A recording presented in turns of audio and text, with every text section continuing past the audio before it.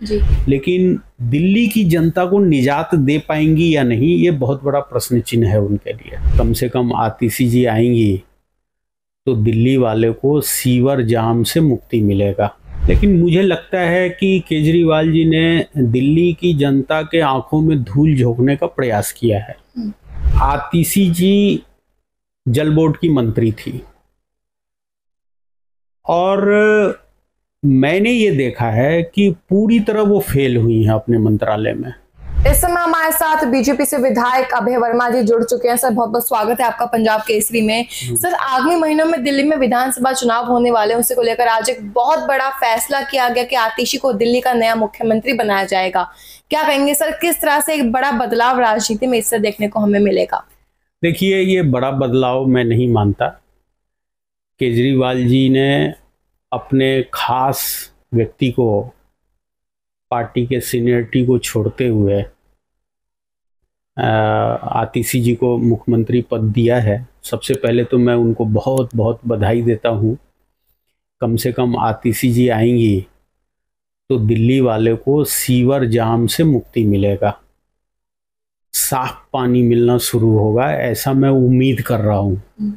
हालांकि जिस प्रकार से दिल्ली में अव्यवस्था फैली हुई है और लोगों को 15 मिनट भी साफ पानी नहीं मिल रहा, पूरी दिल्ली में हाहाकार है सीवर लाइन को लेकर, तो मैं तो आतिशी जी से यही प्रार्थना करूंगा कि ठीक है, पार्टी ने उनको सीएम बनाया है, आज वो कल तक परसों तक वो दिल्ली की सीएम बन जाएंगी जी। लेकिन दिल्ली की जनता को निजात दे पाएंगी या नहीं, ये बहुत बड़ा प्रश्न चिन्ह है उनके लिए।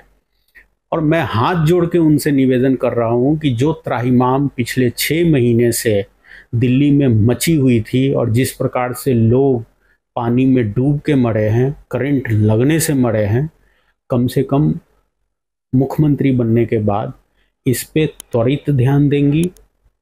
और ये सारा विषय उनके मंत्रालय से जुड़ा हुआ विषय रहा है, इसलिए सीएम बनने के बाद कम से कम दिल्ली वालों को सीवर और पानी से के कठिनाइयों से निजात मिले, ये उनसे मैं प्रार्थना करूंगा। सर, बताया जा रहा है कि आज शाम को 4 बजे के आसपास मंत्रिमंडल एलजी आवास पहुंचेंगे, वहां जाके बैठक भी करेंगे और तमाम बातचीत की जाएगी। क्या लग रहा है सर, एक नया मोड़ इस समय राजनीति में दिल्ली की आया है, क्या एक नया एंगल निकल कर आएगा? क्या मुख्यमंत्री अरविंद केजरीवाल एक तरह से कमजोर पड़ते हुए नजर आ रहे हैं इस पूरे मामले को लेकर? क्योंकि कहीं ना कहीं जो आतिशी जी हैं उनके नाम पर किसी को मतलब लग भी नहीं रहा था कि उनका नाम सामने आएगा। कहीं ना कहीं सुनीता केजरीवाल के कंधे पर बताया जा कि जिम्मेदारी रखी जाएगी, लेकिन उसको लेकर क्या कहेंगे सर? देखिए, केजरीवाल जी तो यही चाहते थे कि सुनीता केजरीवाल जी बने, लेकिन मुझे लगता है कि केजरीवाल जी ने दिल्ली की जनता के आंखों में धूल झोंकने का प्रयास किया है। क्योंकि आतिशी जी जल बोर्ड की मंत्री थी और मैंने ये देखा है कि पूरी तरह वो फेल हुई हैं अपने मंत्रालय में।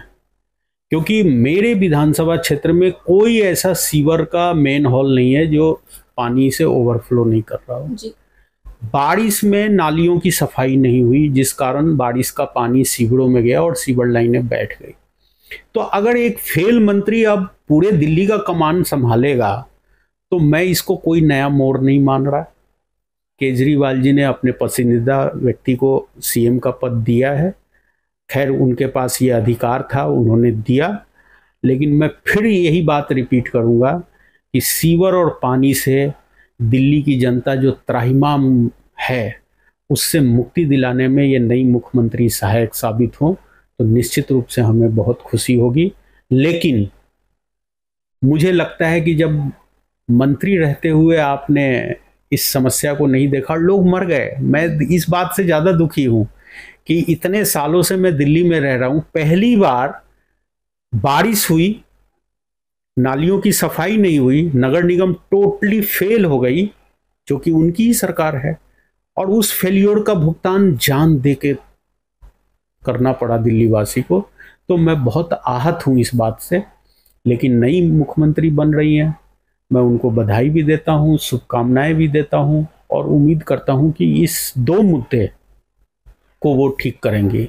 दूसरी बात, केजरीवाल जी को कोर्ट ने हटाया है।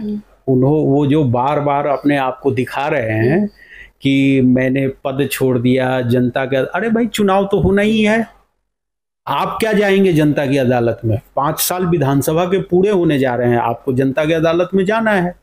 और जनता की अदालत ने लोकसभा में आपकी 7 सीटें हरवाई, बुरी तरीके से हरवाई, कांग्रेस से मिलकर लड़े थे आप। तो मेरे को लगता है कि ये जो काट की हांडी बार बार नहीं चढ़ेगी, वही वाला काम होना है। केजरीवाल जितनी भूल भुलैया करना है कर लें, टोटली एक्सपोज हुए हैं, भ्रष्टाचारी हैं। दिल्ली की जनता की गाड़ी कमाई के जेब पे डाका उन्होंने डाला है। शराब घोटाले में जो टैक्स की चोरी हुई, शराब घोटाले में जो कमाई की गई, जिससे आम आदमी पार्टी ने गोवा और पंजाब के चुनाव लड़े, वो कलई खुल गई है।